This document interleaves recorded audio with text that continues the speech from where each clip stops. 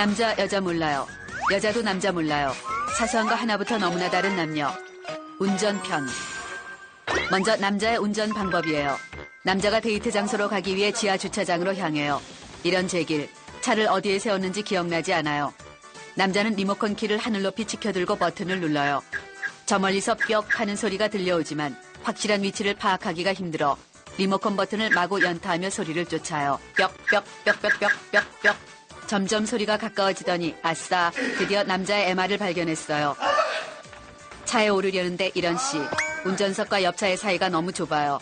세상에 이런 똥매너가 어딨어요. 남자는 어쩔 수 없이 숨을 깊이 들이마시고 배를 최대한 등과 밀착시킨 후 좁은 사이를 비집고 들어가려다 포기해요. 이건 한민간이와도 통과할 수 없어요. 짜증이 솟구친 남자는 주차된 차의 바퀴를 신경질적으로 걷어차고는 조수석 문을 열고 들어가요. 낑낑대며 조수석에서 운전석으로 넘어간 후 시동을 거는데 이런 씨, 앞창에 대출 명함과 전단지가 마구 꽂혀 있어요. 와이퍼를 작동시켜 날려버리려 했으나 실패해요.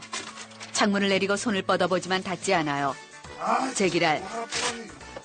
남자는 다시 낑낑대며 조수석으로 나가 신경질적으로 전단지를 뽑아 구겨버린 후 차에 올라요. 남자는 안전벨트를 맨 후 창문을 열고 왼쪽 팔을 살짝 올려놓은 후 한 손으로 운전대를 잡아요. 두 손으로 운전대를 잡는 건 초보들이나 하는 아마추어 같은 짓이라 생각하기 때문이에요. 손바닥을 쫙 펴서 핸들에 살짝 올려놓은 후 간지나게 핸들을 조작하며 지하 주차장을 빠져나가요. 도로로 나오면 남자는 자동적으로 신경이 날카로워지고 사소한 것에도 분노하는 터프가이로 변신해요. 평소엔 쓰지 않던 욕도 마구잡이로 쏟아져 나와요. 앞차가 천천히 가면 저런 스리랑카 십장생 같은 놈을 봤나? 그딴 식으로 운전하려면 자전거나 타고 다니지 왜 차를 끌고 나와? 라고 욕을 하고 너무 빨리 가면 에라이 시베리아 벌판에서 귤깔놈아. 그렇게 급하면 제트기를 타고 다니지 왜 차를 몰고 다녀? 라고 욕을 해요. 그리고 순전히 지밖에 모르는 이기적인 인간으로 변해요. 자신의 끼어들기는 그럴 수도 있지 뭘 크락션까지 울려대며 성질이냐 하다가도 자신의 앞으로 끼어드는 차만 보이면 미친 듯이 하이빔을 쏴대고 크락션을 마구 울려대요. 내가 하면 로맨스, 남이 하면 불륜이란 말이 떠올라요. 운전 중 남자가 가장 분노하는 경우는 바로 추월을 당했을 때예요. 왠지 모를 패배감에 기분이 상하고 입에선 저런 계산기 같은 시베리안 허스키를 봤나? 라는 육두문자가 자동으로 터져나오고 반드시 따라잡고 말겠다는 승부욕이 발동되기 시작해요. 남자는 미하엘 슈마허로 빙의의 고개 운전을 펼치며 반드시 추월해 저 겁없는 운전자에게 인생의 쓴맛을 보여주리라 다짐해요. 사고의 위기를 무수히 넘기고 드디어 앞차를 따라잡는데 성공하는 순간엔 세상을 다 가진 것처럼 행복해져요. 추월을 하는 순간 상대방을 향해 썩소를 지어주는 것도 잊지 말아야 해요. 이렇게 터프하기 그지없는 남자가 순한 고양이로 변하는 순간이 있어요. 바로 폭풍간지의 고급차가 앞에 있을 때예요. 스치기만 해도 엄청난 출혈이 있을 거라는 걸 알기 때문에 고급차 앞에만 서면 늘 작아져요. 반대로 가장 터프해질 때는 자신의 차보다 작고 저렴한 경차가 앞에 있을 때예요. 가끔은 경차의 특대 사이즈의 무시무시한 형님이 타 있을 수도 있으니 조심하기 바래요. 까불다가 인생 한 방에 훅 가는 수가 있으니 늘 겸손하게 안전운전하세요. 이렇게 이기적이고 인정이 사라진 풍경만 있는 것은 아니에요. 맞은편에서 오는 차들이 깜빡깜빡하며 하이빔을 날려줄 때가 있어요. 저건 바로 네 앞에 경찰의 이동식 단속 카메라가 있으니 닥치고 속도를 줄이라는 신호예요. 역시나 경찰이 일각에 숨어 카메라를 들이대고 있어요. 이럴 때 아직은 대한민국이 살만하구나 하는 생각이 들고 사람 사는 훈훈한 정을 느껴요. 운전을 하면서도 쭉쭉빵빵 이쁜이를 찾아내는 능력은 사라지지 않아요. 운전 중에도 이쁜이만 나타나면 안구가 자동으로 움직여요. 그러다 황천길로 떠날 뻔한 일이 한두 번이 아니지만 본능이라 그런지 웬만해선 고쳐질 기미가 보이지 않아요. 남자는 처음 가는 곳일지라도 웬만하면 길을 묻지 않아요. 길을 묻는다는 것은 왠지 존심상 허락하지 않기 때문이에요. 내비게이션이 있어도 자신의 감이 우선이에요. 하지만 대부분 내비의 말이 정답이기에 다시 돌아 나와야 하는 생고생을 수시로 반복해요. 그래도 남자는 절대 후회 따윈 하지 않고 자신의 개척정신 덕분에 새로운 길을 알게 되었다고 스스로를 위로해요. 운전 중 가장 곤란한 순간은 졸음이 밀려올 때예요. 아무리 정신을 차리려 노력해도 눈이 떠지질 않아요. 가끔씩 대하드라마 같은 스펙타클한 꿈을 꿀 때도 있어요. 잠을 깨기 위해 노래도 불러보고 허벅지도 꼬집어보고 뺨도 때려보지만 한 번 밀려온 졸음은 쫓기가 힘들어요. 그럴 땐 최후의 방법으로 엄지와 검지를 콧구멍에 쑤셔넣고 콧털 서너 개를 단칼에 잡아 뽑아요. 눈물이 핑 돌고 코가 뜯겨 나가는 것 같은 고통이 밀려오지만 일시적으로 잠에서 깨어나는 효과를 볼 수 있어요. 드디어 목적지에 도착했어요. 최대한 출구와 가까운 곳에 자리를 잡고 싶은 욕구에 사로잡혀요. 출구와 먼 곳에 자리가 있지만 패스해요. 주차장을 빙빙 돌며 자리를 찾아요. 아싸, 저기 빈자리가 있는 것 같아요. 이런 젠장, 경차가 숨어 있었어요. 숨바꼭질 하는 것도 아니고 이럴 땐 약올라서 돌아버릴 것 같아요. 안 되겠다 생각하고 다시 처음 봐두었던 빈자리로 오면 꼭 누군가 주차를 하고 있어요. 또다시 욕이 터져 나와요. 한참을 빙빙 돌다 간신히 빈자리를 찾아냈어요. 그런데 공간이 아슬아슬해 보여요. 하지만 이 자리를 피해가는 건 자존심상 허락할 수 없어요. 주차할 땐 왠지 모든 사람이 남자를 바라보고 있는 것만 같은 착각이 들어 긴장이 돼요. 거기다 뒤에서 주차하길 기다리는 차가 있으면 긴장은 배가 돼요. 모든 사람들이 설마 사나이 대장부가 주차를 한 밤에 못하진 않겠지? 하는 환청이 들려와요.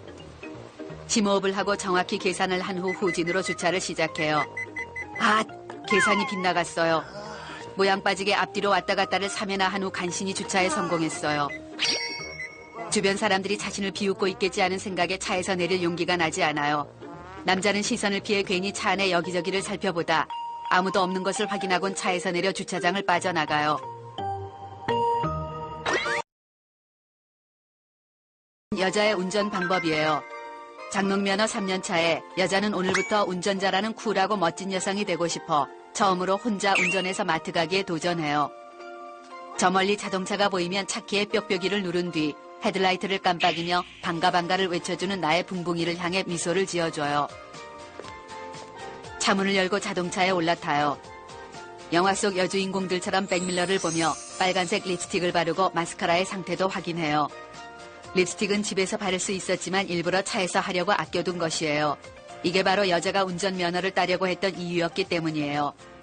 뭔가 멋지고 쿨한 여성이 된 것 같으니까요. 10km가 넘는 마트까지 안전운행을 하기 위해 하이힐을 벗고 운전 전용 신발 운동화로 갈아 신은 뒤 소중한 하이힐은 뒷자리에 소중히 보관해요. 자동차 좌석은 앞으로 바짝 당겨 최대한 핸들과 가깝게 당기고 좌석의 각도도 안전운전의 기본 자세인 90도를 맞춰요. 안전운전을 위한 모든 준비를 마치면 핸드백에서 준비해온 운전용 멋쟁이 선글라스를 착용해요. 선글라스를 끼고 도로를 달리는 것은 여자가 어린 시절부터 꿈꿔온 로망이었어요. 시동을 걸어요. 부릉 하는 소리가 언니 달려! 하는 소리로 들려요. 마음은 이미 도로를 달리고 있는 것 같아요. 내비게이션을 켜고 목적지인 마트를 찍어 넣어요. 안전운전을 하라는 내비 언니의 말에 여자는 나도 정말 그러고 싶어요. 하고 대답해요. 드디어 출발할 시간이 되었어요. 기어를 바꾸고 천천히 엑셀을 밟는데 차가 움직이지 않아요. 그러다 자신이 밟은 건 엑셀이 아니라 브레이크라는 사실을 깨달아요. 처음엔 다 그럴 수도 있지. 라고 생각한 여자는 또 한 번 엑셀을 지그시 눌러 밟아요. 그런데 부웅 하는 소리만 들리고 차가 움직이지 않아요. 누군가 붕붕이에 바퀴를 묶어놓은 것 같아요. 허걱, 사이드 브레이크가 바짝 올라와 있어요. 면허를 딴 지 3년이 지났는데 이런 실수라니. 다른 사람에게 절대 비밀로 해야겠다. 마음 먹어요. 크게 심호흡을 해 떨리는 가슴을 진정시킨 후 천천히 주차장을 빠져나가요. 이럴 수가, 여자의 마음대로 차가 움직이다니 신기해 죽을 것 같아요. 집 앞을 빠져나와 도로에 진입해야 하는 순간이 와요. 차가 많아지자 여자의 상체는 점점 더 핸들과 가까워지고 두 손은 핸들을 놓칠세라 꼭 쥐고 있어요. 쌩쌩 달리며 자유로워 보이는 저 차들 사이에 끼고 싶은 마음이 간절해져요. 이때 나에게 껴주겠다며 서행을 해주는 초절정 매너남이 등장해요. 평생의 은인으로 여기겠다 맘먹어요. 이 대열에 합류시켜준 매너남에게 비상등을 깜빡여 감사함을 표시한 뒤 자신의 고급스런 운전 매너에 스스로 감동해요. 도로를 순탄하게 달리고 있는 자신이 베스트 드라이버가 된 듯한 느낌이에요. 여자는 자신이 너무나 자랑스럽고 기특해 죽을 것 같아요. 이때 드디어 올 것이 왔어요. 내비게이션이 300m 앞에서 좌회전을 하래요. 좌회전을 하려면 일단 차선 변경을 해야 해요. 여자에게 다가온 일생일대의 최대 고비예요. 심호흡을 한 뒤 깜빡이를 켜요. 그리곤 사이드밀러를 살펴보려는데 이런 우라질, 사이드밀러가 접혀 있어요. 여자는 그제서야 자신이 지금까지 한 번도 옆과 뒤 따위는 보지 않고 앞만 보고 달려왔다는 사실을 깨달아요. 내비게이션의 언니가 어서 좌회전을 하라며 여자를 재촉해요. 길을 놓쳐버릴까봐 똥줄이 타요. 하지만 사이드미러를 피려고 잠깐 시선을 돌리면 사고가 날 것 같아요. 한참을 망설인 끝에 여자는 용기를 내 사이드미러를 펴보기로 해요. 한 손으로 핸들을 꼭 잡고 왼손으로 더듬거리며 창문을 열어요. 바람이 머리카락을 사방으로 흩트려 시선을 가리지만 필사적으로 팔을 뻗어 사이드미러를 펴는데 성공해요. 이제야 살 것 같아요. 하지만 이미 내비게이션 언니가 이야기해준 좌회전의 포인트는 놓친 지 오래예요. 이때 언니는 좌회전은 이제 됐으니 이번엔 또 우회전을 하래요. 오른쪽 깜빡이를 켜고 또다시 직진하기 시작해요. 내비 언니는 이번 기회를 또 놓치면 넌 이대로 북한까지 갈 수도 있다는 듯 우회전을 강요해요. 차선 변경도 못하는데 얼어 죽을 우회전은 무슨. 자꾸만 어려운 지령을 무책임하게 날리는 내비게이션의 언니가 비호감으로 느껴지기 시작해요. 그렇게 우회전이 하고 싶으면 네가 해보라고 소리 지르고 싶어요. 다시 한번 크게 심호흡을 한 뒤 차선 변경을 시도해요. 첫 번째 시도 실패해요. 일단 직진을 해요. 두 번째 시도 실패해요. 또 직진을 해요. 세 번째 시도 역시나 실패해요. 쭉 직진을 해요. 이렇게 직진만 하다가 정말 지구는 둥그니까 온 세상 사람들을 모두 만날 것 같은 불안감이 엄습해와요. 이제 죽기 아니면 까무러치기예요. 직진하다가 죽나 끼어들기를 하다가 죽나 매한가지라는 생각이 들어요. 깜빡이를 켜고 과감히 핸들을 꺾어요. 올레! 드디어 끼어들기에 성공했어요. 해보니 별것 아니네요. 한 번의 차선 변경을 위해 10분을 돌아온 것이지만 처음 치고 이건 굉장히 양호한 성적이라고 생각해요. 여자는 이제야 조금 도로 상황에 적응했다는 느낌이 들고 운전에 대한 자신감도 약간 회복해요. 그런데 자꾸 빵빵하는 크락션 소리가 시끄럽게 들려와요. 매너 없게 저게 뭐하는 짓인지 몰라요. 시끄럽긴 하지만 길을 찾는데 갈 길이나 가기로 결정해요. 사실은 그딴 거에 신경 쓸 여유가 전혀 없어요. 그때 거친 남자 운전자가 창문을 열고 운전을 왜 그따위로 해, 이 삐리리야. 차선을 2개나 쓰면서 가고 있잖아, 이 삐리리야. 라고 소리를 질러요. 여자도 모르게 차선을 2개나 쓰고 있었나 봐요. 별것도 아닌 거 가지고 성을 내는 아저씨의 더러운 운전 매너에 울컥 우라가 치밀지만 저 아저씨의 차를 쫓아갈 수 없어 그냥 용서하기로 해요. 드디어 목적지인 마트에 도착했어요. 이제야 살았다고 생각한 여자는 안도감에 눈물이 날 것 같아요. 이제 마지막 관문까지 통과한 것 같아요. 그런데 오 마이 갓, 산 넘어 산이에요. 주차가 남은 걸 잊고 있었어요. 아빠가 알려주신 주차하기 공식을 떠올리며 차를 앞쪽으로 쭉 뺐다가 허리를 꺾고 뒤를 돌아보고 주차를 시도해보지만 차는 내 마음대로 움직여지지 않아요. 이번엔 차를 뒤로 쭉 빼 다시 주차 공간으로 들어서 봐요. 그러나 이것도 역시 역부족이에요. 앞도 보고 뒤도 보고 옆도 살펴봤지만 사실 여자는 뭘 어떻게 해야 이 커다란 차를 저 조그만 공간에 넣을 수 있을지 전혀 모르겠어요. 고진을 할 때 꺾어야 하는 핸들 방향이 헷갈려 답답해 죽을 것만 같아요. 차를 버려버리고 싶은 충동이 용솟음 쳐요. 차를 앞뒤로 수십 회 오고 간 결과 드디어 자동차가 선 안에 들어가긴 한 것 같은데 이런 씨, 주차장 기둥에 차를 박고 말았어요. 여자는 상태를 확인하기 위해 차에서 내려 살펴봐요. 살짝 긁히긴 했지만 못 쓸 정도는 아니네요. 다시 차에 올라타 차를 한 번 더 빼요. 또 박았어요. 다시 빼요. 또 박아요. 또 빼요. 역시나 박았어요. 이렇게 여자의 차가 만신창이가 되었어요. 하지만 여자는 주차를 포기할 수 없어요. 그렇게 15분이 흘러요. 아싸 가오리, 드디어 주차에 성공했어요. 차가 좀 망가지긴 했지만 그래도 살아남은 게 어디예요. 운전으로 받은 스트레스를 풀기 위해 마트로 들어서려는데 오 마이 갓, 핸드백을 차 안에 두고 내렸나 봐요. 차로 다가가 차키를 찾는데 이런 된장, 차키를 차 안에 꼽아둔 채 그냥 내렸네요. 여자는 눈물을 글썽이며 다음부턴 그냥 대중교통을 이용하기로 맘먹어요. 이런 된장, 사소한 거 하나부터 차키를 차 안에 꼽아둔 채 그냥 내렸네요. 여자는 눈물을 글썽이며 다음부턴 그냥 대중교통을 이용하기로 맘먹어요. 사소한 거 하나부터 너무나 다른 남녀 생활을 심층적으로 탐구해보는 남녀 탐구생활 보너스 타이어 펑크 편. 먼저 남자의 타이어 펑크 시 행동이에요. 길가에 차를 주차하고 차에서 내려 바퀴를 확인해요. 이런 된장, 고추장, 쌈장. 경험으로 미루어 보아 이거는 빵꾸가 확실해요. 남자는 갑자기 5만 가지 생각이 떠올라 머리가 복잡해져요. 긴급 출동 서비스를 부를까 말까.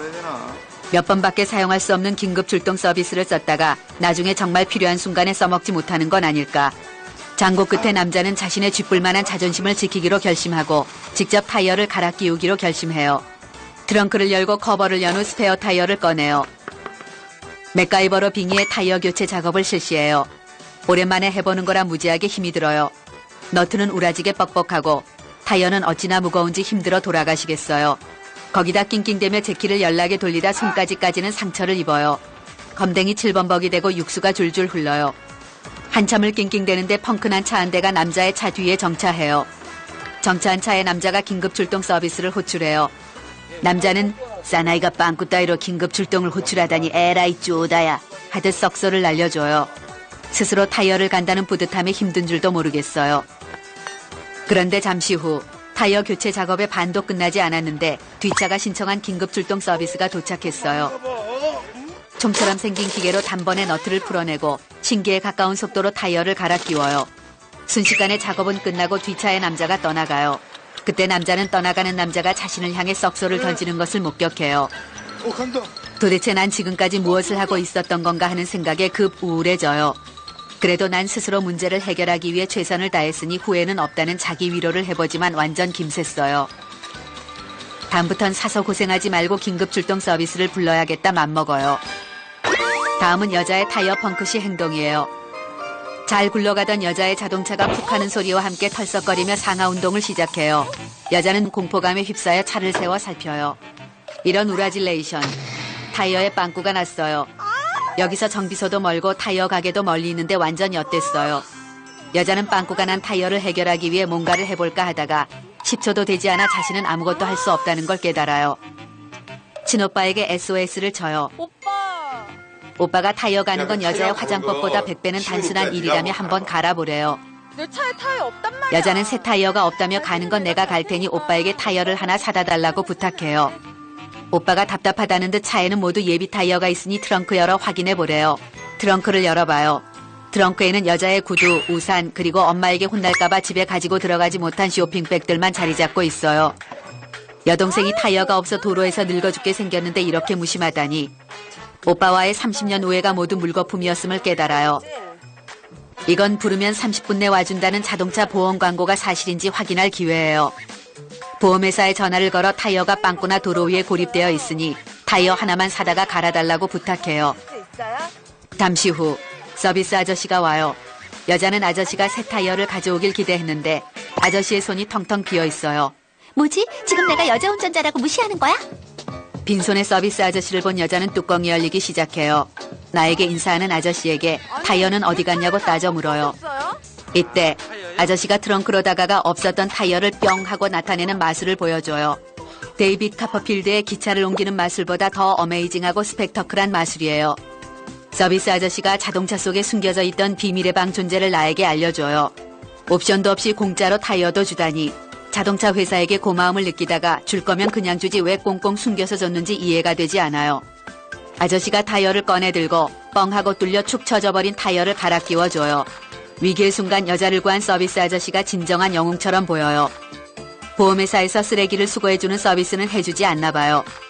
여자는 타이어를 싣고 있는 아저씨에게 괜찮으시다면 타이어를 대신 버려줄 수 없냐고 묻자 언빌리버블. 이걸 땜빵하면 다시 쓸 수 있대요. 알수록 신기한 타이어의 세계예요. 여보세요? 그 아저씨가 와서 갈아줬어. 근데 오빠, 내 차에도 타이어 있더라?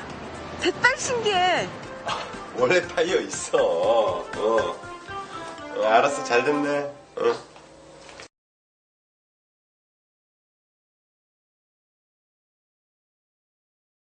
사소한 거 하나부터 너무나 다른 남녀 생활을 심층적으로 탐구해보는 남녀 탐구생활 방구트기편. 먼저 여자의 방구 트는 방법이에요. 남친과 영화를 본 여자는 엘리베이터를 타자마자 뱃속에서 부글거리는 가스의 존재를 감지해요. 영화를 보면서 다량 섭취한 콜라와 팝콘 때문일 거라 생각하지만 이미 후회해도 때는 늦었어요. 당장이라도 빠져나가고 싶다는 가스의 아우성을 잠재우기 위해 다리를 X자로 꼬고 심호흡을 해요. 장이 꼬이는 한이 있어도 참아야 해요. 지금 이곳에서 배출한다면 남친에게 엄청난 실망과 충격을 가져다주고 여자로서의 매력도 모두 끝이 날 것이에요. 이럴 땐 딴 생각을 하는 게 최고예요. 거울을 보며 헤어스타일과 얼굴 상태에 집중해보도록 노력해요. 이런 우라질, 지하 주차장까지 가는 엘리베이터는 꼭 이럴 때만 층층마다 서서 사람을 태워요. 이때 엘리베이터 안으로 밀려 들어오는 사람이 나의 아랫배를 자극해요. 자칫 빵 하고 터질 뻔했어요. 이제 식은땀이 줄줄 흐르고 다리가 부들부들 떨리며 엘리베이터의 미세한 진동에도 창자가 요동치기 시작하는 무아지경의 단계로 진입했어요. 남친에게 애써 웃어 보이며 이 상황을 최대한 숨기도록 노력해요. 하지만 점점 하늘은 노래지고 정신줄 놓기 일보 직전이에요. 이 위기만 넘길 수 있다면 악마에게 영혼이라도 팔 수 있을 것 같아요. 그때 하늘이 도우셨어요. 가스가 뱃속으로 재흡수되는 기분이 들어요. 몇 분은 더 견딜 수 있을 것 같아요. 엘리베이터에서 내린 여자는 차로 걸어가는 길에 어떻게든 재흡수된 가스를 몸 밖으로 내보낼 기회를 엿봐요. 화장실에 다녀오겠다는 말을 하려다가 남친이 혹시 응가하러 가는 거라 오해할까봐 포기해요. 이런저런 고민을 하는 사이 얼떨결에 남친의 차에 타요. 겨우 진정은 되었지만 여전히 묵직한 기분이 드는 아랫배가 불안해요. 아니나 다를까 남친이 차를 출발하자마자 다시 느낌이 와요. 눈치 없는 남친이 웬 땀을 이렇게 흘리냐며 에어컨까지 빵빵하게 틀어줘요. 에어컨이 나의 장을 다시 자극하기 시작해요. 분산됐던 가스가 다시 합체를 시작하고 똥꼬를 향해 힘차게 진군하기 시작했어요. 이제는 더 이상 막을 수 없는 상황까지 이르렀어요. 여자는 최후의 방법을 쓰기로 해요. 엉덩이를 살짝 들어 그 밑으로 발뒤꿈치를 밀어 넣어요. 눈치 없는 남친은 계속 말을 걸어요. 하지만 이미 남친의 소리는 들리지 않아요. 내가 살고 봐야겠어요. 그때 저 멀리 방지턱이 보여요. 하늘이 주신 기회예요. 여자는 방지턱을 넘는 순간 자동차의 진동과 소음을 이용해 가스를 분출시킬 계획을 짜요. 하지만 냄새가 걱정돼요. 다급하게 창문을 열어요. 에어컨을 틀었는데 창문을 열었다고 남친이 짜증내면 갑자기 머리가 아프다고 둘러대요. 드디어 때가 왔어요. 일생일대 딱 한 번뿐인 기회예요. 저것을 놓치면 아마 똥독이 올라 죽을 것이 뻔해요. 드디어 방지턱이 눈앞이에요. 5, 4, 3, 2, 1, 발사. 어째 이런 일이. 대형 사고가 터졌어요. 재빨리 남친을 쳐다봐요. 남친이 묘한 미소를 지어요. 저건 절대로 눈치챘다는 표시예요. 이제 건널 수 없는 강을 건넌 것이에요. 하지만 여자는 마지막 희망의 끈을 놓지 않고 발뺌하기 작전으로 돌입해요. 일단 코를 막고 마치 나와는 절대 상관없다는 듯 차분한 목소리로 이게 무슨 냄새지? 하며 선수를 쳐요. 혹시 에어컨을 오랫동안 닫지 않아 곰팡이 냄새가 나는 게 아니냐고도 따지듯 물어요. 무슨 말이야, 오빠? 잔인한 남친은 방구는 누구나 끼는 거라며 여자의 자존심을 짓뭉개는 발언을 해요. 내가 언제? 여자는 이 민망한 상황을 이겨낼 수 있는 건 화를 내는 것밖에 방법이 없다는 걸 본능적으로 깨달아요. 오빠 앞에서 방구 꼈다는 거야, 지금? 너처럼 여자친구 방구 하나 눈 감아주지 못하는 남자는 싫다며 화를 내요. 차에서 내리자마자 장애에 잔류하고 있던 아기 가스들이 분출돼요. 뿡뽕 뿡뿡 뿡. 이제 살 것 같아요. 남친이 황당했는지 바로 쫓아오네요. 지금부터가 핵심이에요. 이건 살인과 맞먹는 중범죄라며 남친을 궁지로 몰아요. 일단 남친을 죄인으로 몰아야 해요. 감정을 극도로 끌어올리고 눈물까지 살짝 글썽이며 어떻게 나한테 이럴 수가 있냐며 남친을 궁지로 몰아요. 당황한 남친은 자신이 큰 죄라도 저지른 듯한 착각에 빠져요. 그때 더욱 몰아쳐 남친에게 정중한 사과를 받아내고 다시 방구를 껴도 모른 척하기로 하는 약속을 받아내요. 눈치가 없네 나는. 짜지? 그 후 마지막으로 한 번만 봐준다는 듯 새침한 표정을 지으며 도도하게 차에 올라요. 이제는 또다시 이런 불상사가 생겨도 아무 걱정 없어요. 지금까지 여자의 방구특이였어요. 다음은 남자의 방구특이에요. 오랜만에 여친과 함께 공원에 나온 남자의 아랫배에서 비상을 알리는 격렬한 신호가 와요. 신호의 강도로 보아 무시무시한 향기를 간직한 놈인 것 같아 두렵기까지 해요. 만난 지 일주일밖에 안 된 여친과 방구를 트기엔 너무 빠른 것 같아 일단 참아보지만 얼마 버티지 못할 것만 같아요. 똥꼬에 힘을 주고 콧노래도 불러보지만 가스는 거대한 쓰나미가 되어 항문을 열려고 아우성쳐요. 급한 마음에 엉덩이를 손으로 틀어막아요. 터지는 건 이제 시간 문제예요. 잠시 여친 옆을 벗어나는 것이 현명하겠어요. 커피를 사오겠다고 작전을 펴요. 커피 사올게. 나 커피 있는데. 엿됐어요. 눈치도 더럽게 없는 여친이 가방에서 캔커피 2개를 꺼내네요. 빠져나갈 방법이 없어요. 벌써 항문의 틈이 살짝 벌어지는 느낌이에요. 안 되겠어요. 언제 터도 틀 거 빨리 방구를 트기로 결심해요. 한 번이 어려워 그렇지 성공만 하면 편리하고 실용적인 항문 하이패스를 발급받을 수 있어요. 결심을 한 남자는 정신을 집중하고 똥꼬의 힘을 살짝 풀어놓아요. 뒤이어 구수한 두엄 냄새가 반경 1m 안을 가득 채워요. 여친이 황당한 표정으로 바라보자 남자는 귀여운 표정을 지으며 V를 그려요. 역시나 빵 터지네요. 여친이 좋아할 줄 알았어요. 여친의 미소를 보자 남자는 더욱 자신감이 생겨요. 이제 쐐기를 박을 시간이에요. 정신을 집중하고 못다 내보낸 엑기스를 분사해 손에 움켜쥐고는 여친의 입에 먹이고 깔깔대며 도망을 쳐요. 남자는 여친이 짜증나는 표정을 짓지만 속으론 재밌어한다고 확신해요. 스스로 생각하기에도 정말 센스 만점의 귀여운 장난이었다며 만족감에 빠져요.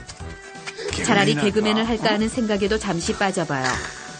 이제 언제 어디서든 여친 앞에서 가스를 방출할 수 있다는 생각에 기분이 날아갈 듯해요.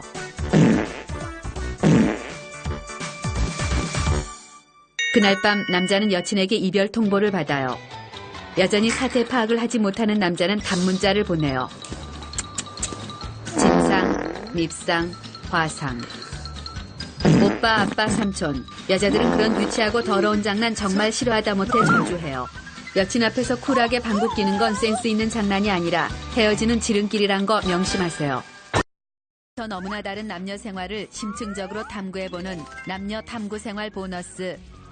대중교통 이용 시 예상치 못한 복통이 찾아왔을 때 편. 먼저 남자 탐구 생활이에요. 출근하는 남자가 버스 창가 쪽 자리에 앉아 졸고 있어요. 그런데 그때 뱃속에서 우르륵 꽝꽝 꾸르르르륵 하는 굉음과 오장육부가 뒤집어진 듯한 복통이 밀려와요. 눈이 번쩍 떠지고 불길한 예감이 들기 시작해요. 엥. 위장 안에서 엄청난 위력의 메가쓰나미가 형성되어 순식간에 똥꼬를 덮쳐올 거라는 비상경보가 울리기 시작해요. 어젯밤 출출한 배를 달래기 위해 먹었던 라면 2개와 유통기한이 살짝 지난 샌드위치, 그리고 입가심으로 먹은 고구마 5개가 원인인 것 같아요. 거기다 이 버스는 직장인 출근 전용 버스로 일산에서 강남까지 무정차로 달리는 직통버스예요. 이건 아주 절망적이고 무서운 상황이에요. 점점 숨이 가빠오고 이마에 땀이 송글송글 맺혀요. 벌써 위장 속의 메가쓰나미가 12지장을 통과해 대장까지 덮쳐오는 기분이에요. 똥꼬까지 도달하는데 남은 시간은 길어야 5분. 5분 안에 해결책을 찾지 못하면 이 버스 안은 차마 눈뜨고 볼 수 없는 아비규환의 상태에 빠질 것이 분명해요. 아가씨! 이 아가씨 정말! 똥 쌌어! 하지만 내려달라고 말할 용기는 절대 없어요. 일단 참는 데까지 참아보기로 해요. 이런 비상사태엔 딴 생각이 최고예요. 오늘 할 일이 뭐더라. 우선 출근한 후 거래처로 가서 화장실. 오 마이 갓. 다 필요 없어요. 가장 급한 일은 화장실을 찾는 것뿐이에요. 전신에 오한이 나고 손발이 부들부들 떨려요. 메가쓰나미가 똥꼬 근처에 도달한 게 분명해요. 콧노래를 흥얼거려 응가에 관한 생각을 떨쳐보기로 해요. 뽀삐 화장지. 오 마이 갓 지저스. 갈수록 정신이 혼미해지고 화장실, 변기, 휴지만 떠오를 뿐이에요. 화장실, 변기 생각이 떠오르자 좀 전보다 3배는 더 참기 힘들어졌어요. 그런데 갑자기 버스가 급정거를 해요. 아으아흡 하는 기합과 함께 전신의 기를 똥꼬로 모아 간신히 버텨냈어요. 그런데 버스의 급정거에 자극을 받은 메가쓰나미가 초울트라 기가쓰나미로 변신해 똥꼬를 향해 엄청난 속도로 돌격해오기 시작했어요. 온몸에 소름이 쫙 돋고 숨도 제대로 쉴 수 없는 지경에 이르러요. 이젠 2판 4판이에요. 체면이고 뭐고 이젠 내가 살고 봐야겠어요. 남자는 벌떡 일어나 버스 문을 두드리며 어서 차를 세우라고 소리쳐요. 차 좀 스탑! 오 마이 가랭이. 기사 아저씨가 규정상 절대 안 된대요. 이성이 허물어진 남자는 그럼 안 서도 되니까 문만 열어주면 알아서 뛰어내리겠다고 땡깡을 부려요. 기사님이 도대체 왜 그러냐고 물어요. 남자는 자세 보면 모르냐며 소리를 질러요. 기사님도 사태의 심각성을 깨달으신 듯 버스를 급히 멈춰 세워요. 문이 열리자 남자는 정광석화처럼 뛰어내려요. 버스에서 내린 남자는 무작정 뛰기 시작해요. 사람들의 시선이고 뭐고 신경 쓸 여유가 없어요. 이미 남자의 손은 허리띠를 풀고 있어요. 그 후 0.1초면 바지를 내릴 수 있도록 양손으로 바지춤을 붙들고 분노의 질주를 계속해요. 한 걸음에 5m는 건너뛰고 어떤 장애물도 훌쩍 뛰어넘는 초능력을 발휘해요. 그리곤 엉덩이를 걸칠 병기만 있으면 어디라도 상관없다는 듯 상가문을 마구 열어 제껴요. 이런 우라질레이션, 이른 아침이라 그런지 문이 모두 닫혀 있어요. 가방으로 얼굴만 가리고 여기서 일을 치러버릴까 하는 생각이 스쳐요. 이 상황이 기가 막혀 눈물이 다 날 지경이에요. 이제 참을 수 있는 시간은 10초 남짓. 10, 9, 8, 7, 6, 5, 뜨아. 이성을 잃은 남자는 근처 산비탈로 달려가기 시작해요. 산비탈의 경사 따위가 남자를 막을 순 없어요. 남자는 손까지 사용해 4발 달린 짐승처럼 산비탈을 빛의 속도로 정복한 후 숲을 뒤로 사라져요. 세입. 남자는 로또 당첨과도 바꿀 수 없는 행복감을 맛봐요. 세상 모든 게 아름다워 보이고 가슴엔 사랑이 넘쳐요. 그런데 이런 우라질, 휴지가 없다는 걸 깜빡했어요. 하지만 상관없어요. 넥타이와 양말이 있으니까요. 행복감에 취한 남자의 귀에 천사들의 웃음소리가 들려오는 듯해요. 다음은 여자 탐구 생활이에요. 고속버스를 탄 여자가 창밖을 그윽한 표정으로 바라보며 지방의 집으로 향하고 있어요. 평소엔 자외선 때문에 창가 자리는 절대로 피해야 하지만 핸섬남과 앉기 위해 이곳을 택한 것이에요. 그런데 이때 오 마이 갓, 여자의 배에서 부글하는 급응가의 신호가 울려 퍼져요. 여자의 머릿속에는 버스를 타기 전 급히 먹은 우유 한 팩이 스쳐 지나가요. 찬 우유만 먹으면 어김없이 배탈의 고통을 겪으면서도 또 까먹고 마셔버린 것이에요. 여자는 바보 같은 자신을 자학해보지만 이미 때는 늦었어요. 여자는 재빨리 앞으로 휴게소까지의 거리를 따져봐요. 앞으로 휴게소까지 30분. 나의 정신력이 급응가를 버텨낼 수 있을지는 미지수예요. 하지만 핸섬가이가 탄 이 버스를 급응가를 이유로 세울 수는 없어요. 일단 참아보기로 해요. 여자는 자꾸 똥꼬로만 집중되는 자신의 신경을 다른 것으로 돌려보기로 해요. 자꾸만 응가, 화장실에 대해 떠올리는 것은 터져나올 타이밍만 앞당겨버리는 바보 같은 행동이에요.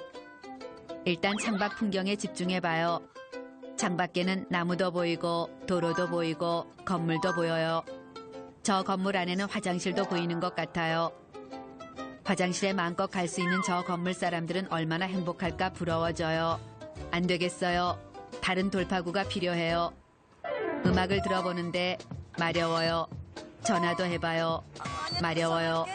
잠도 청해보지만 그래도 마려워요. 슬픈 생각, 기쁜 생각, 야한 생각 등등 다 소용없는 짓이에요. 여자의 머릿속엔 지금이라도 당장 버스에서 뛰쳐내려 응가 독립만세를 외쳐주고 싶다는 생각뿐이에요. 하지만 그렇게 된다면 여자는 이 버스 모든 이들에게 좌석버스 응가녀로 낙인 찍힐 것이에요. 똥독이 올라 죽는 한이 있어도 참아야 해요. 여자는 일단 응급처치를 하기로 하며 자신의 장을 억누르고 있던 벨트와 청바지의 단추를 살짝 풀어놓기로 해요. 바로 옆 핸섬남의 눈치를 보며 최대한 조심스럽게 아랫배의 압박을 제거해요. 하지만 이것도 소용없어요. 여자의 머릿속은 점점 하얘지며 식은땀이 줄줄 흐르기 시작해요. 손발은 차가워지고 온몸에는 소름이 돋기 시작했어요. 대장이 더는 못 참겠다며 아우성을 치는 것 같아요. 반쯤 이성을 잃은 여자는 저 멀리 구석자리를 스캔하며 저기서 몰래 해결을 하는 것은 절대 불가능할까라는 고민에 빠진 자신을 발견해요. 드디어 미친 것이에요. 여자는 왜 이런 일이 하필 나에게 생겼나 서글퍼 눈물이 날 것 같아요. 이때 올레, 여자가 탄 버스가 천천히 휴게실에 진입하기 시작했어요. 이때 흡, 덜컹하고 버스의 앞바퀴가 방지턱을 넘었어요. 흡, 뒷바퀴가 넘었어요. 마음의 준비도 안 된 여자에게 너무나 큰 시련이에요. 예민했던 장들이 화를 내며 당장 나가겠다고 아우성을 치기 시작해요. 여자는 이제 핸섬남이고 뭐고 아무것도 눈에 보이지 않아요. 여자가 맨 앞자리로 다가가 기둥을 잡고 서요. 하지만 운전기사 아저씨는 느려 터진 니나노 거북이 운전을 하고 있어요. 여자는 자신도 모르게 거친 육두문자가 쏟아져 나와요.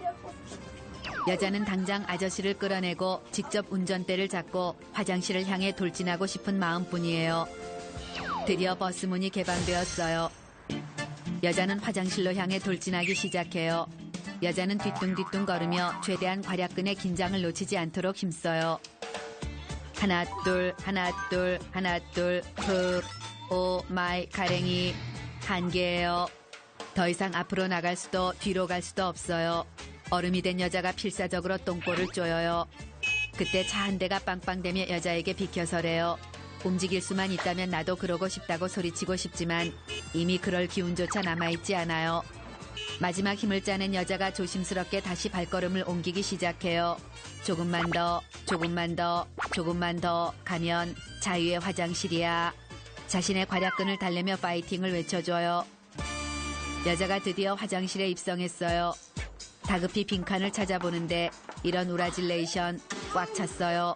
만땅이에요. 화장실 문을 뜯고 사람을 끌어내고 싶은 마음뿐이에요. 이때 막 화장실에서 나오는 여자가 보여요. 미쳐 나오지도 않은 여자를 밀쳐내고 다급히 화장실로 뛰어들어간 뒤 일단 앉아요. 우왕 굿이에요. 여자의 입에선 오묘한 신음소리와 함께 안도의 한숨이 내쉬어져요. 편안하고 이렇게 고마울 수 없어요. 김연아가 금메달을 따던 순간보다 더욱 행복한 순간이에요. 행복은 늘 우리 가까이에 있는 것이었나 봐요.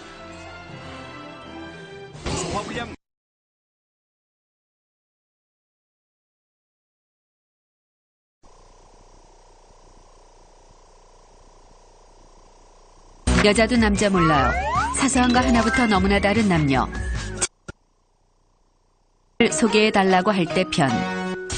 먼저 친구가 남자의 여동생을 소개해달라고 할 때예요. 남자가 얼마 전 여친에게 차인 충격에서 헤어나지 못하고 있는 중마고우와 술을 푸고 있어요. 남자는 다 잊어버려라. 그 여자보다 100배 이쁘고 좋은 여자 소개해주마. 라는 절대로 지키지 못할 뻥까지 치며 위로하려 애써요. 그런데도 친구 녀석은 썩은 미소만 보일 뿐 술만 퍼대요. 이 녀석 착하고 친구 사이에 의리도 있고 매너도 만땅인 사나이 중에 사나이인데 여자들은 왜 그렇게 남자 보는 눈이 없나 몰라요. 만약 남자가 여자라면 당장이라도 대시에 사귀고도 남았을 거예요. 친구 녀석이 이제 그만 마시자며 일어서요. 친구놈이 힘들어하는 모습을 보니 그냥 보낼 수가 없어요. 남자는 한 잔 더 하자며 친구놈을 잡아 끌고 집으로 향해요. 나가! 술을 잔뜩 사들고 현관을 들어서요. 자다 깨서 현관문을 열어주던 여동생이 온갖 짜증을 부려요. 남자는 오빠 친구 봤으면 인사부터 해야 할 거 아니냐며 여동생을 혼내켜요. 여동생은 인사는커녕 오만상을 찌푸린 채 기가 막히다는 듯 차, 허, 하를 연발하더니 자기 방으로 쏙 들어가 버려요. 근데 친구 녀석 표정이 멍한 게 이상해요. 여동생의 싸가지 없는 모습에 벙찐 모양이에요. 남자는 여동생은 국가공인 싸가지 3단이니 맘 넓은 네가 이해하라며 방으로 끌고 들어가요. 그래 사단 사범 시험 건배. 한참을 말이 없던 친구 녀석이 입을 열어요. 못 보던 사이 여동생이 많이 예뻐졌대요. 이 자식이 실현당하더니 눈이 삐었나 봐요. 친구 녀석이 혹시 여동생 남자친구는 있냐요. 남자는 저런 싸가지를 어떤 남자가 좋아하겠냐며 껄껄 웃어 제껴요. 그러자 친구 녀석이 자기를 어떻게 생각하냐고 물어요. 남자는 갑자기 이게 무슨 아닌 밤중에 홍두깨 같은 소린가 싶지만 목숨보다 소중한 친구로 생각한다고 말해줘요. 그러자 친구 녀석이 진지한 표정으로 남자의 여동생에게 첫눈에 반했다며 소개해달래요. 아주 소개시켜주라. 기가 막힌 남자가 푸하하 웃으며 농담하지 말라고 다그쳐요. 농담하지 마. 그러자 친구놈이 눈빛으로 이글이글 레이저를 쏘며 레알 진심이래요. 오 마이 가슴이 벌렁벌렁. 일시키 진심인가 봐요. 머릿속에서 삐요 삐요 하며 비상신호가 울리기 시작해요. 동시에 방금까지만 해도 목숨보다 소중했던 친구 녀석이 초절정 비호감에 철천지 원수처럼 보이기 시작해요. 거기다 이 죽일 놈의 찬란했던 과거가 주르륵 떠올라요. 의리 있는 척 뻑하면 친구들 쌈에 끼어 주먹질을 하던 난폭한 성격. 매너 좋은 척하며 이 여자 저 여자에게 주파를 날리고 여자애들 눈에서 눈물을 꼽던 일, 화려한 주사 퍼레이드 등등. 아무리 자신의 여동생이 철이 없고 살짝 싸가지가 없다고 해도 이건 절대 안 될 일이에요. 남자는 말도 안 되는 소리는 나우로 타고 우주정거장 가서 하라며 펄쩍펄쩍 뛰어요. 아무리 목숨보다 소중한 친구지만 자신의 동생에게 눈독 들이는 것만큼은 절대 참지 못한다며 그딴 소리 또 하면 볼때기를 안드로메다로 보내주겠다고 소리쳐요. 친구 녀석이 우리 사이가 이 정도밖에 안 되냐며 섭섭하대요. 섭섭하긴 개뿔. 남자는 섭섭하다 못해 분노가 지붕을 뚫고 은하수를 들어 하이킥을 날릴 지경이에요. 남자는 입장을 바꿔서 얘기해보자며 만약에 내가 네 여동생이랑 사귀겠다면 허락하겠냐고 물어봐요. 내 여동생? 그러자 친구놈이 움찔하며 어버버거려요. 그건 아니지. 이럴 줄 알았어요. 지도 그건 절대 싫은 거예요. 술맛이 확 떨어진 남자는 당장 고호하라며 친구놈을 집에서 쫓아내요. 앞으로 영원히 우리 집 출입 금지며 만일 내 동생에게 접근하는 불행한 사태가 벌어졌다간 친구가 뭐고 그동안 갈고 닦은 불꽃 싸대기 100연 발에 이슬처럼 사라질 거라는 경고도 덧붙여줘요. 차라리 무시무시한 과거가 있더라도 남자가 전혀 모르는 놈이라면 상관없어요. 하지만 숨소리, 잠버릇을 비롯해 온갖 추악한 과거를 모두 알고 있는 친구 녀석이 내 소중한 여동생과 엮이는 건 눈에 콘크리트가 들어가는 한이 있어도 절대 안 될 일이에요. 시끄러워 진짜. 잠 좀 자자 잠 좀. 너 혹시나 저 자식한테 전화 오면 받지도 말고 바라 오빠한테 알려. 알았어? 알았어. 남자들의 뜨거운 우정도 피부치 앞에선 아무 소용 없어요. 누나 신발해줘.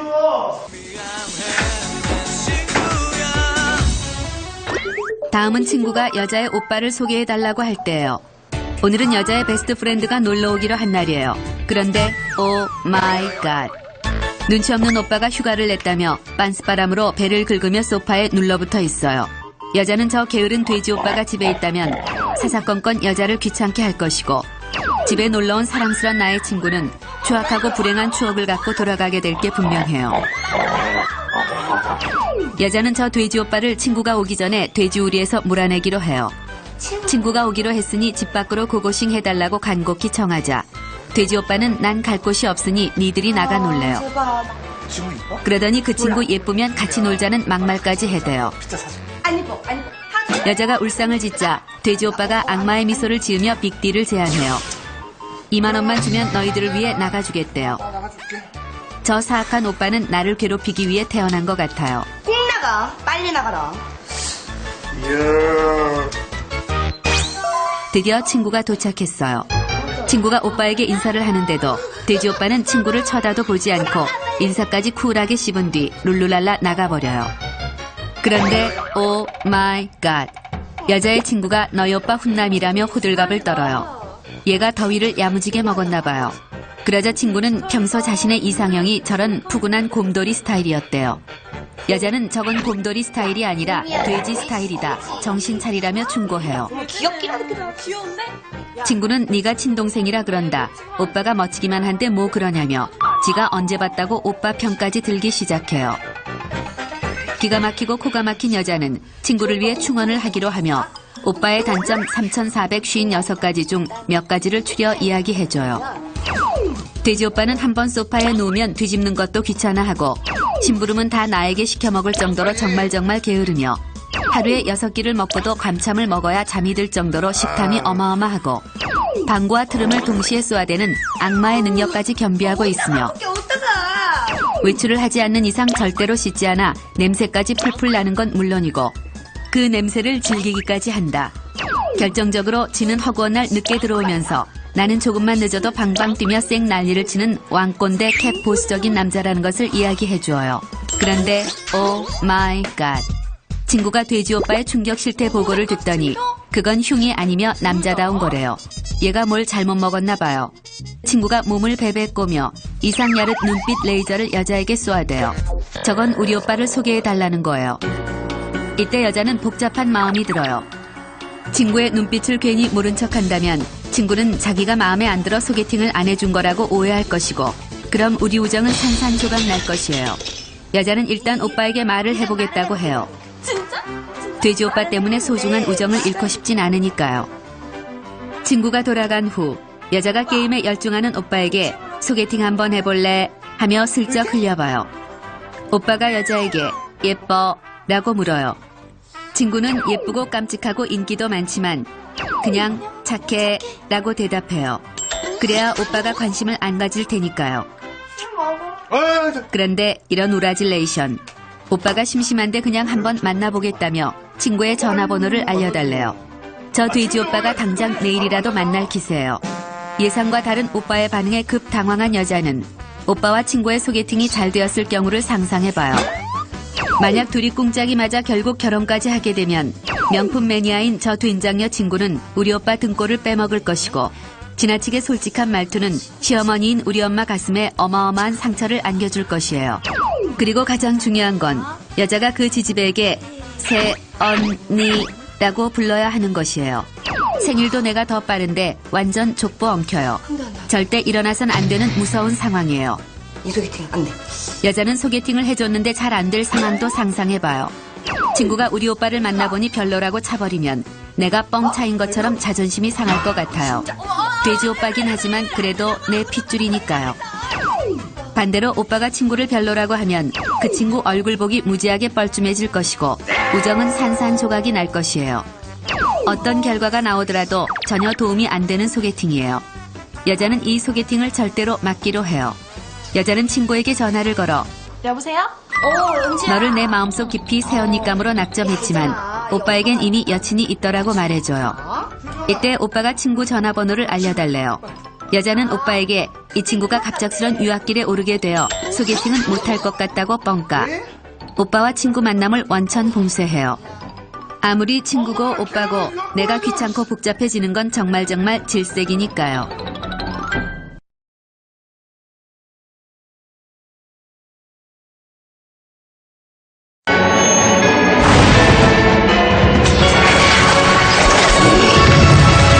수학여행 갔을 때 행동이에요.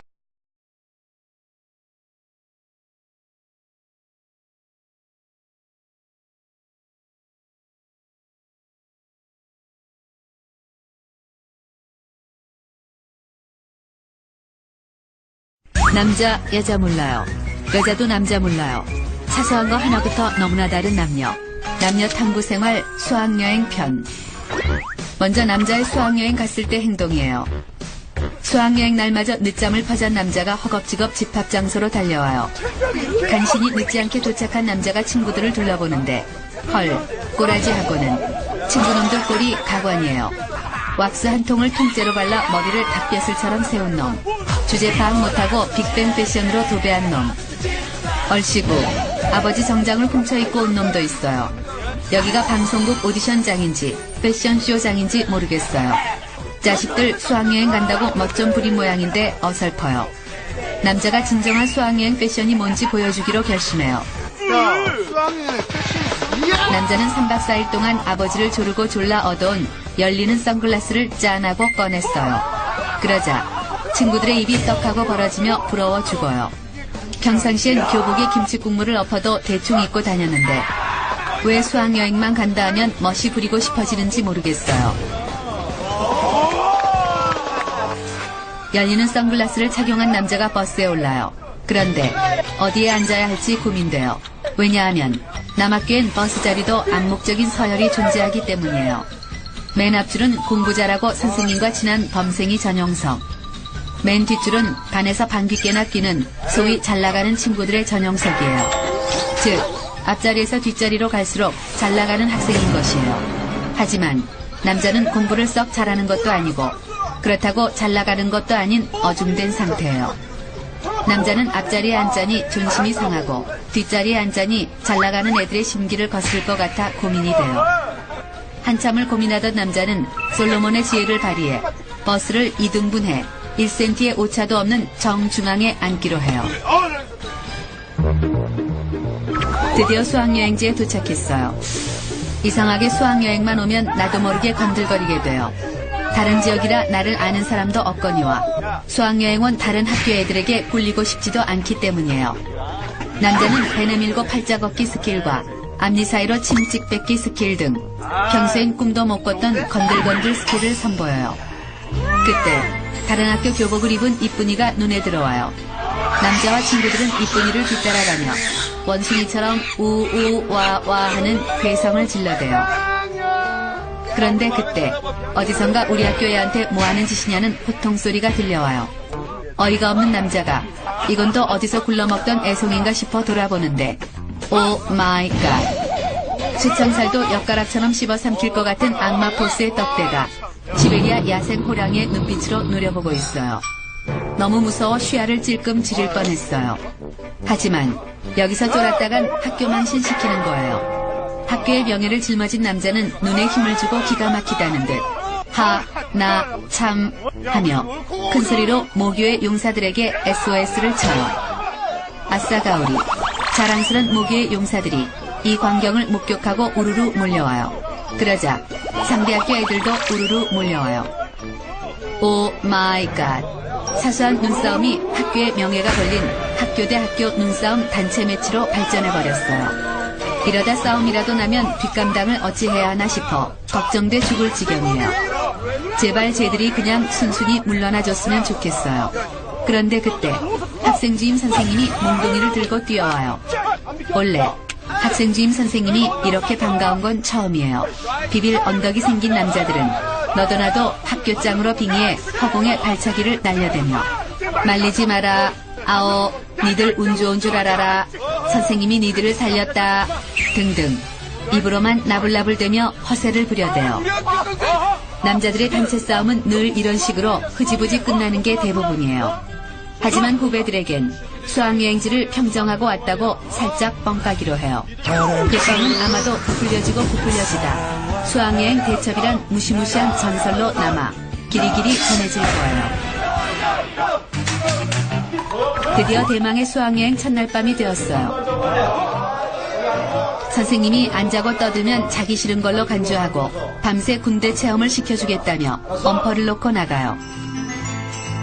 그러자 시체처럼 얌전히 누워있던 남자들이 벌떡 일어나요. 수학여행 첫날 잠을 잔다는 건 있을 수 없는 일이에요. 남자는 우선 잠든 놈들을 찾아가 매직으로 분장을 시켜줘요. 삐에로 분장, 컬보 분장, 조폭 분장, 여자 분장 등등. 고전적이고 유치한 장난이지만 안 하면 섭섭한 장난이에요. 그리고 깊게 잠들어 렘 수면에 진입한 놈들에겐 치약을 짜 눈 밑, 코 밑, 그리고 정말 아픈데 뭐라고 설명할 방법이 없는 곳 등 쓰라릴 수 있는 모든 부위에 골고루 발라줘요.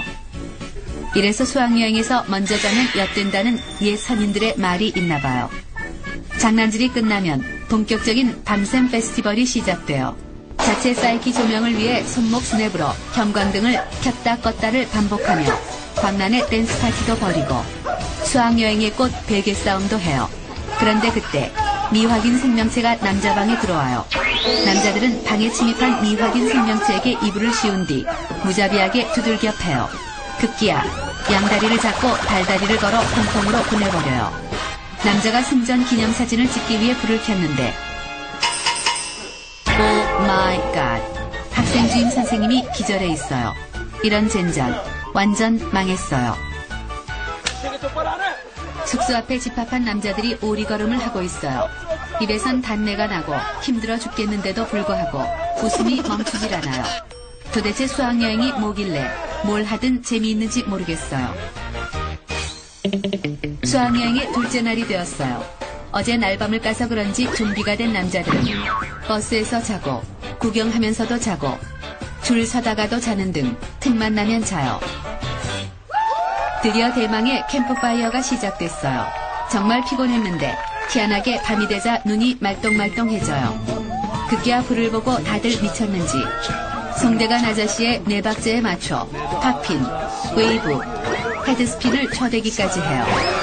그렇게 분위기가 점점 무르익어 가고 있는데 헐, 갑자기 5인조 효도그룹 G.O.D의 어머님께 노래가 나와요. 게다가 선생님들이 초와 종이컵까지 나눠줘요. 맙소사, 촛불 의식인가 봐요. 캠프파이어만 했다 하면 하는 억지로 눈물 짜내기 시간이 된 것이에요. 선생님이 마이크를 잡고 라디오 DJ로 빙의해 지금 이 시간에도 여러분의 부모님들은 여러분을 생각하며 잠자리에 들지 않고 있다 부모님의 은혜에 감사하는 마음을 가지자며 눈물짝용 멘트를 날려대요. 급기야 멘트가 끝나자 우리 모두 어머니를 힘껏 외쳐보재요. 어머니. 제발 이런 것 좀 안 했으면 좋겠어요. 이런 유치한 수법에 우리가 넘어갈 줄 아나 봐요. 그런데 헐, 애들이 하나둘씩 울기 시작해요. 사내시키들이 뭐 이딴 걸로 우는지 한심해 죽겠어요. 그런데 친구들이 우는 걸 보니 괜히 남자도 울컥해요. 순간 수학여행 오기 전 엄마에게 무리하게 용돈을 뜯어내던 일도 생각나고 자장면이 싫다고 하시던 모습도 생각나요. 으엉엉. 결국 남자도 오열하기 시작해요. 뻔한 레파토리라는 걸 알지만 이상하게 매번 눈물이 나요. 숙연해진 남자들이 숙소에 왔어요. 부모님을 생각하며 일찍 잘까 했지만 마지막 밤인데 잘 시간이 어딨어요. 남자들은 또다시 광란의 댄스 파티를 벌이며 신나게 놀기 시작해요. 왜 이렇게 수학여행만 오면 뭐래도 신나는지